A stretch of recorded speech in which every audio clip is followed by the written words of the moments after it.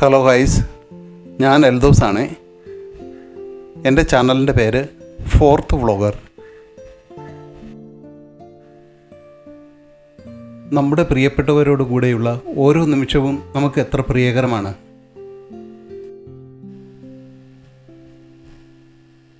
ചില പ്രത്യേക നിമിഷങ്ങൾ നമ്മുടെ മനസ്സിൽ നിന്നും മായാതെ നിൽക്കില്ലേ?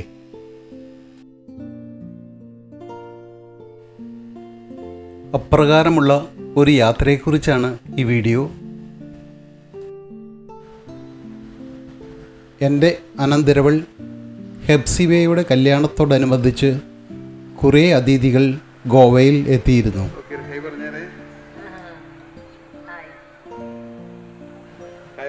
ഞങ്ങളെല്ലാവരും ഒരുമിച്ച് ഒരു ദിവസത്തെ ഗോവ ടൂറ് പ്ലാൻ ചെയ്തു. ഈ ദിവസം തന്നെയായിരുന്നു എൻ്റെ അനന്തരവൻ ഹെൻറിറ്റിൻ്റെ ജന്മദിനവും. ഇത് മൺസൂൺ കാലമായതിനാൽ ഇടവിട്ട് മഴ പെയ്തുകൊണ്ടിരുന്നു.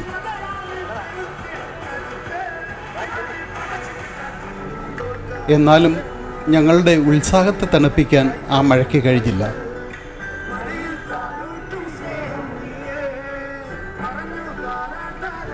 എല്ലാവരും വലിയ ആഹ്ലാദത്തോടെ ആ മഴയിൽ കുളിച്ചു നിൽക്കുന്ന ഗോവയുടെ സൗന്ദര്യം ആസ്വദിച്ചു കൊണ്ടിരുന്നു. ആദ്യമായി ഞങ്ങൾ ലോകപ്രസിദ്ധമായ ഓൾഡ് ഗോവ പള്ളി കാണാനാണ് പോയത്.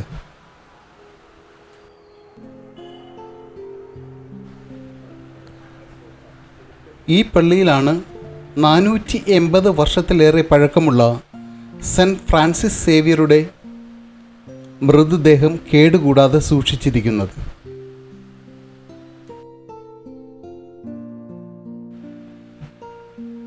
ഈ പള്ളി ഇപ്പോഴും അതിൻ്റെ പഴമ നിലനിർത്തിയിട്ടുണ്ട്.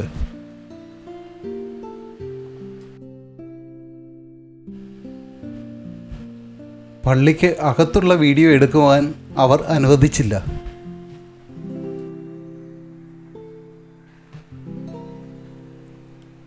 ഈ പള്ളിയുടെ ചുറ്റുപാടുകൾ വളരെ സൗന്ദര്യത്തോടു കൂടി തന്നെ നിലനിർത്തിയിരിക്കുന്നു.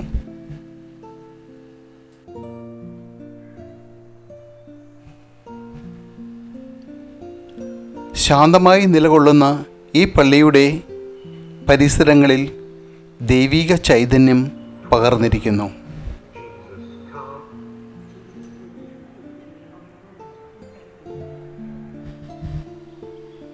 പച്ച പുതപ്പ് പുതച്ച് നനഞ്ഞു നിൽക്കുന്ന ഈ പള്ളി എല്ലാ സന്ദർശകരെയും തന്നിലേക്ക് ആകർഷിക്കുന്നുണ്ട്.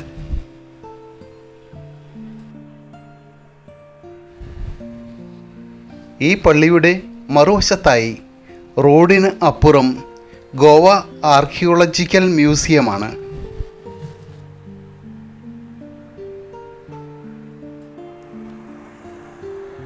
ഈ മ്യൂസിയം മനോഹരമായ ഒരു പച്ചപ്പുൽ മൈതാനത്തിൻ്റെ ഓരത്തായി സ്ഥിതി ചെയ്യുന്നു.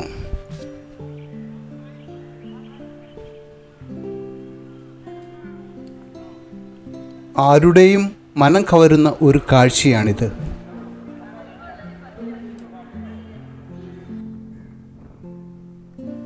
ആർക്കിയോളജിക്കൽ മ്യൂസിയത്തിൽ കയറുവാൻ ആർക്കും അത്ര താല്പര്യം ഉണ്ടായിരുന്നില്ല.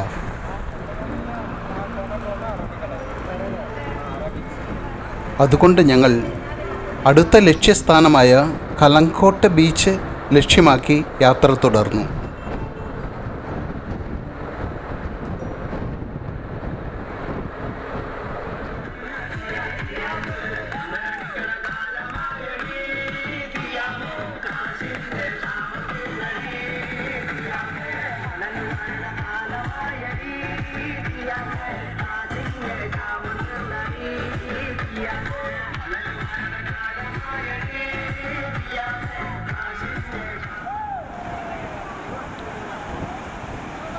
ഇടയ്ക്ക് വെച്ച് ഭക്ഷണവും കഴിഞ്ഞ് ഞങ്ങൾ 1 മണിക്കൂറിനുള്ളിൽ കലങ്കോട്ട് ബീച്ചിൽ എത്തി.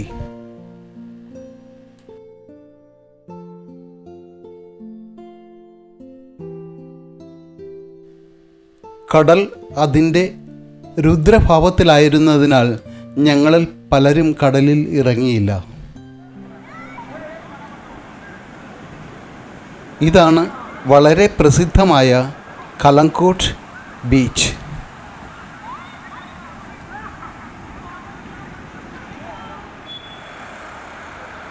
കലങ്കൂട്ടിൽ നിന്നും ഞങ്ങൾ ഗോവയുടെ തലസ്ഥാനമായ പഞ്ചിമിൽ എത്തി. ഇവിടെ ഒരു ക്രൂസി റൈഡ് അറേഞ്ച് ചെയ്തിരുന്നു.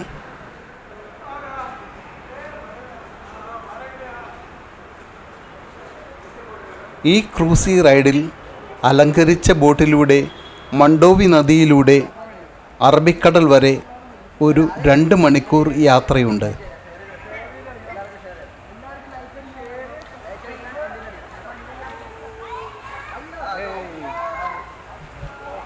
ആരുഷി ക്രൂസിയിലാണ് ഞങ്ങൾക്ക് ടിക്കറ്റ് ലഭിച്ചത്.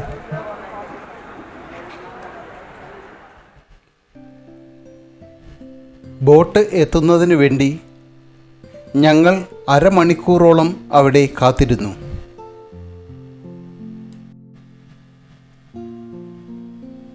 അതിനുശേഷം മെല്ലെ മെല്ലെ ഞങ്ങൾ ബോട്ടിന് അരികിലേക്ക് നടന്നു.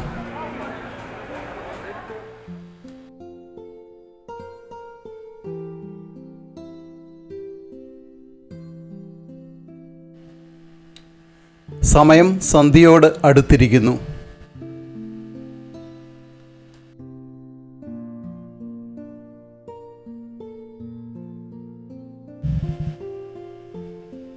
മഴക്കാറുകളിൽ തട്ടി ഒലിച്ചിറങ്ങുന്ന സൂര്യപ്രകാശം മണ്ഡോവി നദിയെ തഴുകുന്നുണ്ട്.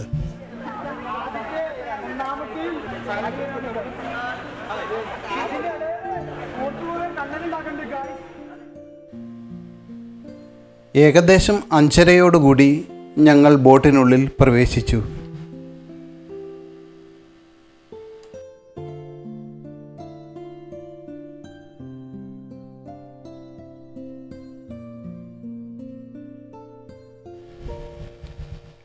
ബോട്ട് ഞങ്ങൾക്കുള്ള എല്ലാ ഒരുക്കങ്ങളും നടത്തിയിട്ടുണ്ട്.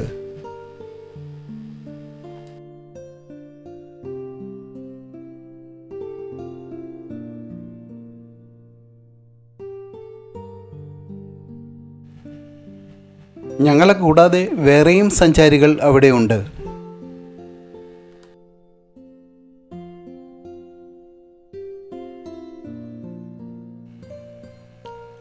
ആ 3 നിലയുള്ള ബോട്ടിൻ്റെ ഉൾവശം ലൈറ്റുകളാൽ അലങ്കരിച്ചിട്ടുണ്ട്. ബോട്ടിൽ നിന്നും പഞ്ചിം പാലം വ്യക്തമായി കാണാം.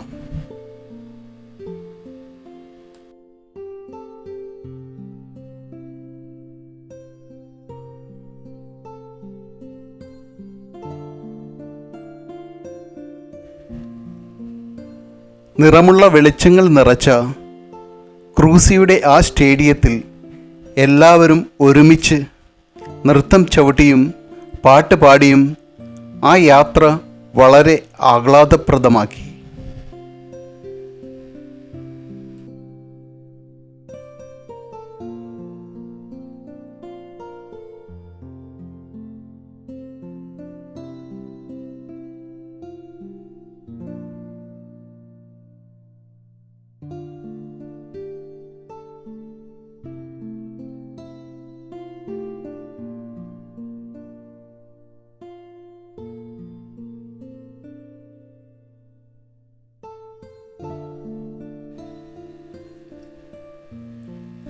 ശബ്ദകോലാഹലങ്ങൾക്കിടയിൽ ഞാൻ ബോട്ടിൻ്റെ മുകൾ തട്ടിൽ എത്തി മണ്ഡോവി നദിയിൽ തിളങ്ങി നിൽക്കുന്ന കസീനോകളുടെയും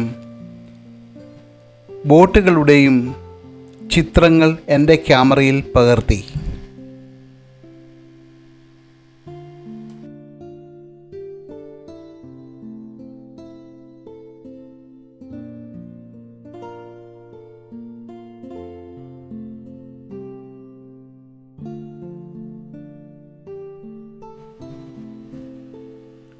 സന്തോഷപ്രദമായ ഇത്തരത്തിലുള്ള യാത്രകൾ ഇനിയും ജീവിതത്തിൽ ഉണ്ടാകട്ടെ എന്ന് ആഗ്രഹിച്ചുകൊണ്ട് ഞങ്ങളുടെ ഈ യാത്ര സമ്പന്നമാക്കി.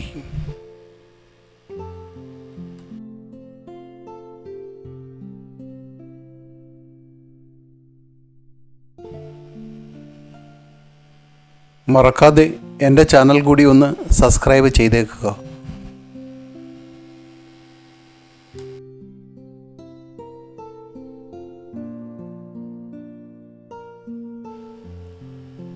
ഈ വീഡിയോ നിങ്ങളുടെ കൂട്ടുകാർക്ക് കൂടി ഷെയർ ചെയ്യുമല്ലോ.